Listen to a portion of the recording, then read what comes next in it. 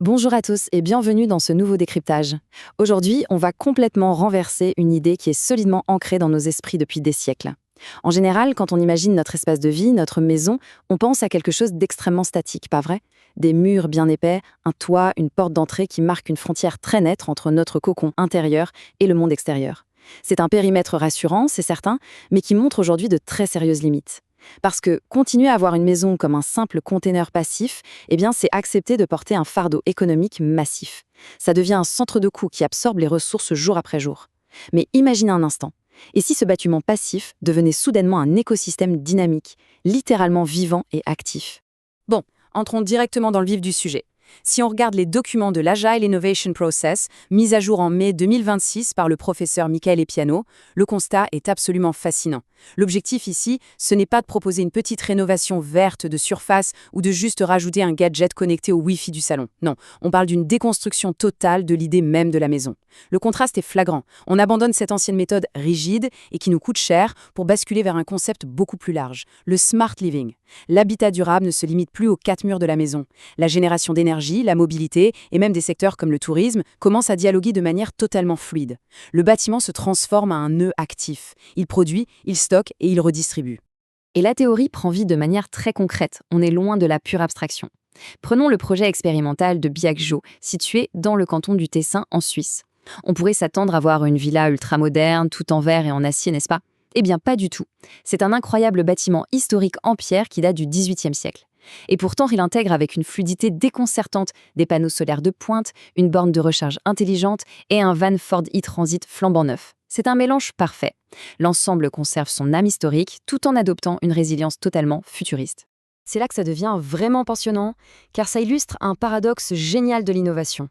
Pourquoi aller s'embêter à choisir un bâtiment avec des contraintes architecturales aussi lourdes? Les notes du professeur Piano sont très claires à ce sujet. La contrainte architecturale devient le moteur même de l'innovation. Pensez-y, si on arrive à intégrer un système énergétique et technologique aussi poussé dans une structure ancienne et protégée, et ce sans rien détruire, alors on a la preuve absolue que ce modèle est universel. Si ça passe dans cette vieille bâtisse de Biagio, ça veut dire que c'est évolutif et parfaitement reproductible sur n'importe quelle maison ordinaire. Concrètement, comment on fait ça? La philosophie appliquée ici est rigoureusement conservatrice. C'est ce qu'on appelle le design réversible. Hors de question d'aller fracasser des murs centenaires pour faire passer les câbles, ce serait un véritable crime architectural. Au lieu de chercher à tout cacher, on met la technologie en valeur. L'approche privilégie des canalisations métalliques apparentes, avec un superbe effet cuivre qui viennent se connecter à des prises anthracite. Ça donne un design industriel vraiment élégant, mais surtout, c'est réversible. Dans 50 ans, on pourra démonter toute cette technologie sans laisser la moindre égratignure sur le bâtiment d'origine. C'est un respect total de la structure, et en plus, on évite tous les cauchemars liés à l'humidité qu'on retrouve souvent dans les murs anciens. Mais ce qui m'a vraiment le plus surpris dans les notes techniques, c'est leur approche du moins c'est plus. Au départ, le projet prévoyait d'installer des pompes à chaleur ultra sophistiquées, avec des plafonds radiants hors de prix. Et puis, revirement total. Ils ont opté pour une résilience d'une simplicité désarmante. Des climatiseurs split, tout ce qu'il y a de plus classique, et 2 simples chauffe-eau électriques de 100 litres. Alors, pourquoi ce qui ressemble à un retour en arrière est en fait une idée de génie? C'est simple. Un système complexe rempli de pompes et de valves, c'est un cauchemar absolu en cas de panne.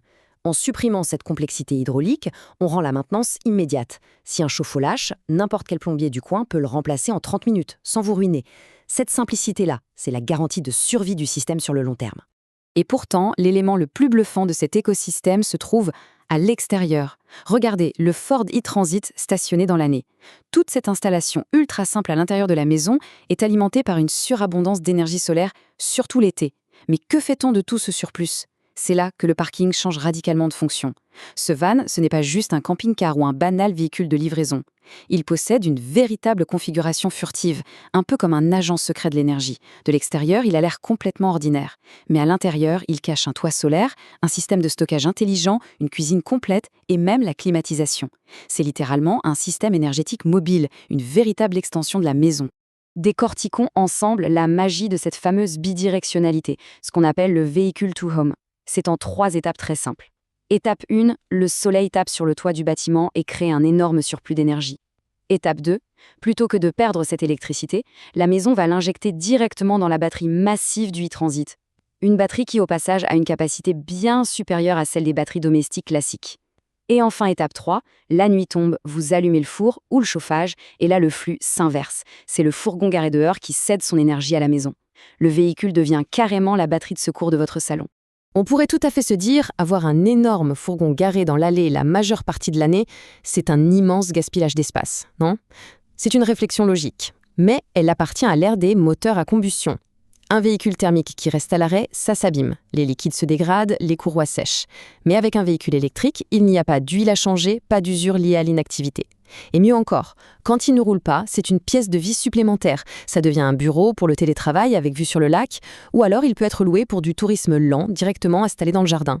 C'est ce qu'on appelle un actif complètement fluide. Le point crucial de toute cette organisation, c'est l'émergence de ce qu'on nomme le Facility Management 5.0. Oubliez la simple gestion des charges ou le fait d'appeler un technicien en urgence parce qu'un tuyau fuit. Ce modèle redéfinit totalement les règles de la propriété immobilière. L'idée, c'est de gérer des flux énergétiques, touristiques et professionnels. On ne gère plus des coûts de maintenance, on génère des revenus constants. Le propriétaire se transforme quasiment en directeur général d'une micro-centrale électrique couplée à un centre de micro-hospitalité de luxe. L'immobilier devient un actif hautement productif. Et pour bien mesurer de l'urgence de ce changement de paradigme, surtout pour le secteur de la construction, le professeur Piano utilise une analogie historique et militaire très frappante, Caporetto contre le Piave. S'accrocher obstinément aux vieilles méthodes de construction, c'est agir comme le général Cadorna à la bataille de Caporetto. C'est un leadership rigide qui refuse de s'adapter aux nouvelles conditions et qui court droit au désastre commercial. La ligne du Piave, à l'inverse, symbolise la victoire obtenue grâce à une adaptation rapide. L'innovation agile aujourd'hui, ce n'est plus une option de luxe, c'est une nécessité absolue pour survivre économiquement. Cette capacité d'adaptation agile ouvre des portes macroéconomiques gigantesques. Un projet intégré comme celui de Biogeo coche absolument toutes les cases de la modernité, soutenabilité, tourisme durable, télétravail, bref, il s'aligne à la perfection avec les fameux critères ESG. Et ça le place tout en haut de la pile des priorités pour les financements et les fonds européens. L'argent est là pour les projets qui font leurs preuves. Du côté des entreprises technologiques, le modèle bascule aussi. Elles ne sont plus de simples fournisseurs ou des logos sur une brochure. Elles deviennent de vrais partenaires qui viennent tester, améliorer et valider leurs produits concrètement sur le terrain en immersion directe dans cet écosystème vivant. Pour clôturer cette exploration, posons-nous une question un peu provocatrice. Si notre véhicule devient notre bureau, une source de revenus touristiques et en plus la batterie qui éclaire notre salon le soir, et si notre jardin accueille des micro-unités qui se connectent et se déconnectent au gré des besoins? Alors, est-ce que les concepts traditionnels d'adresse postale, de limite de propriété ou même de résidence principale ne deviennent pas soudainement obsolètes? Quand la maison devient mobile et que l'énergie devient fluide, la définition même du fameux « chez soi » dépasse très largement la simple question des briques et du cadastre. C'est une perspective fascinante qui redessine complètement notre avenir. Voilà de quoi repenser totalement notre vision de l'espace domestique. Merci de nous avoir suivis et à très bientôt.